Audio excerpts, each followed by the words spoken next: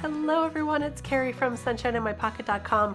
I'm back with another video today and we're going to be talking about stencil techniques. Today I have a new technique to share with you using this stencil called the Lovely Lattice stencil from Missing Stamps. And I'm going to show you how to do some additional inking on the stencil to create an even more detailed background. So let's start out with the stencil. I'm just going to ink on some picked raspberry distress ink here and just using the stencil as is. So let me show you what that looks like once I get this all stenciled on. I'll peel the stencil away and look, we have a beautiful design. But what if you want a little more detail?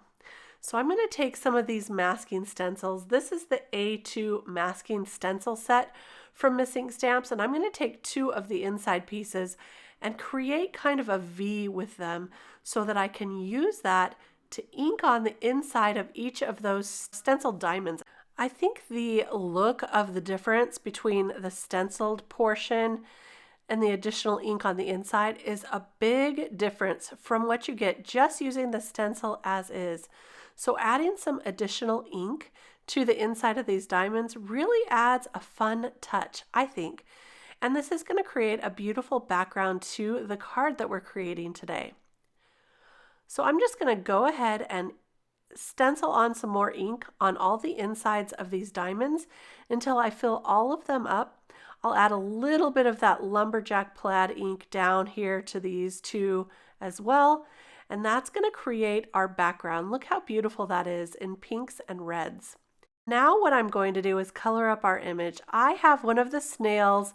This one is the snail with all the balloons attached to him, and he's carrying some mail and some packages to where they need to be delivered. I think it's such a cute stamp set. So this is snail mail, and I'm going to color up all the balloons and the snail and the packages in a variety of reds and pinks. And I'm using all these reds and pinks to create kind of a Valentine card today. I love using these colors for Valentine's cards, and I just wanted to show you that I'm taking one set of three here. These are three pink colored Copic markers, and I'm going to use it on the balloon, and then I'm choosing one other element of this image to color with that same color combination. So that's how I'm going to color this up pretty easy. Each color combination that I do, I will use it on two or more of the elements of the image. And there you go. So that's going to show you the idea behind the way I colored this up today. I know that picking colors sometimes is a challenge, which is why when I choose all my colors, I want to use them in multiple areas of my card. Makes it a little bit faster. So I've cut out 3 additional dies. This set has the coordinating dies that are also available, and that makes it so easy, especially when you want to build up your image. And instead of using foam tape, you can cut out 2 or 3 extra of the images and then glue them all together. So this will create an embellishment, like a raised embellishment for our card front. Really gives it some great dimension. Looks so pretty too because it's all one, like it's the same exact shape, and I think that looks so nice on a card. So let's go ahead and build up our card now. This is the idea that I had. I'm using the letters from the Modern Typeset frame die. So this is the alphabet that comes with that frame die, and I'm going to use the placement guide for that Modern Typeset frame die to line up these letters that says love you. So this placement guide makes it so easy to get them correctly lined up and in the right spacing relationship to one another. I love it. It does come with many of the most common phrases that you might use on a card. So the love you is perfect for this one. So I'm going to go ahead and glue those on, tape them all down, and then if I need to arrange some of them, I do like to remove the tape while it's still wet, so that I can just move them around if I need to.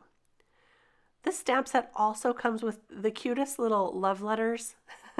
And I cut out multiples of these as well, so they are also the same layer as the snail and his balloons.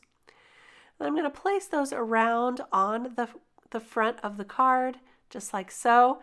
Then I'll go ahead and glue down our main image. This little guy right here. There we go. And then I've also cut out a hot pink cardstock frame for this, like a mat. So I'll glue all of that down to that hot pink cardstock, and then we'll glue all of that onto our card, just like so. Now, if you want to add some glossy accents to your balloons, you can certainly do that. Today, I decided to dress it up a little with a white gel pen. So after I get that glued onto the card base, I'm going to add some gel pen dots and highlights to the card. So I like to start my gel pen usually on my finger to warm it up a little bit. And now I'm going to add some little white dots to all of the letters. And then I'll also add some white dots and highlights to our image and to the balloons and mostly to the shell of that snail. So I'm adding lines and dots all around there.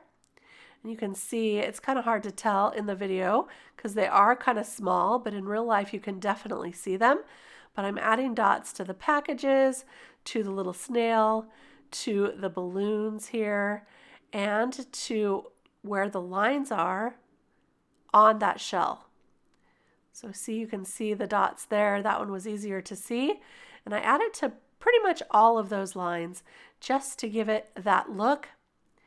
So here is our card all finished with those. I love the dots on that black love you sentiment. I think it looks so pretty. So there's our card for today. Really quick and really fun with a new stenciling technique using those A2 masking stencils. I hope you enjoyed this video today. If you did, give it a thumbs up and don't forget to subscribe. I'll be back real soon with more cards to share. We'll see you then. Bye-bye.